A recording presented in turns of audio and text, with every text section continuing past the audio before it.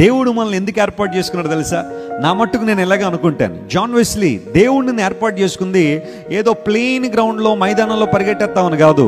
దేవుడిని ఏర్పాటు చేసుకుని పాదాలు బలపరిచింది ఉన్నత శిఖరాలు ఎక్కాలని. గట్టిగా చప్పట్లు కొట్టి దేవుని మహిమపరచండి. మన పాదములను దేవుడు బలపరిచింది మైదాన ప్రాంతాల్లో ఈజీగా పరిగెత్తేస్తామని కాదు, కఠినమైన కొండలు పర్వతాలు కూడా మనం ఎక్కేవారుగా ఉండాలనే దేవునికి ఆలోచన. కొంతమంది భక్తి అంతా ఎలా ఉంటుందంటే, సార్ నేను బాగుంటే చాలండి, నా ఫ్యామిలీ బాగుంటే చాలండి, ఏదో అలా స్మూత్గా వెళ్ళిపోతే చాలండి లైఫ్ అనుకుంటారు. స్మూత్గా లైఫ్ వెళ్ళిపోవడానికి దేవుడు వాళ్ళని పిలవాలా, ఏదో ఒకటి సాధించాలా. ఈ ప్రపంచంలో మనం బ్రతుకుతున్నందుకు, జీవిస్తున్నందుకు 10 మందికి ప్రయోజనకరంగా ఉండాలా. మన ద్వారా అనేక మంది ఆదరించబడాలి, ధైర్యాన్ని పొందాలి. నమ్ముతారో నమ్మరో సువార్త చెప్పాల్సిందే, వింటారో వినరో ఆదరణ మాటలు చెప్పాల్సిందే.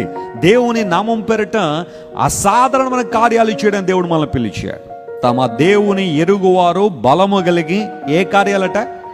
గొప్ప కార్యాలు. మామూలు కార్యాలు అందరూ చేస్తారు, కానీ దేవుని బిడ్డలు మనం ఏ కార్యాల కోసం పిలువబడ్డాం? గొప్ప కార్యాల కోసం పిలువబడ్డాం. అందును బట్టే ప్లెయిన్గా మైదానంలో నడిచేద్దామని ఎప్పుడు అనుకోకండి.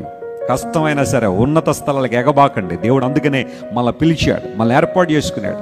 అందరూ చేసినట్టుగా 10 నిమిషాల ప్రార్థన సరిపోదు. మనకి ఉన్నత స్థలాల్లో ఎగబాకాలంటే మన మోకాళ్ళు రాటు తేలిపోవాలి. దేవుని నామమున స్తోత్రం చెప్పండి. హల్లెలూయా.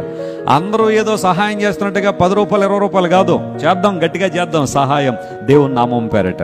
ఇబ్బందులు ఉన్నవారిని ఆదుకుందాం, కష్టాల్లో ఉన్నవారిని ఆదుకునే పరిస్థితిలో మనము కఠినమైన కొండలు ఎక్కడానికే పిలువబడ్డాం తప్ప మైదానాల్లో అలా జాలీగా పరిగెట్టేయడానికి దేవుడు మనల్ని పిలవలేదు.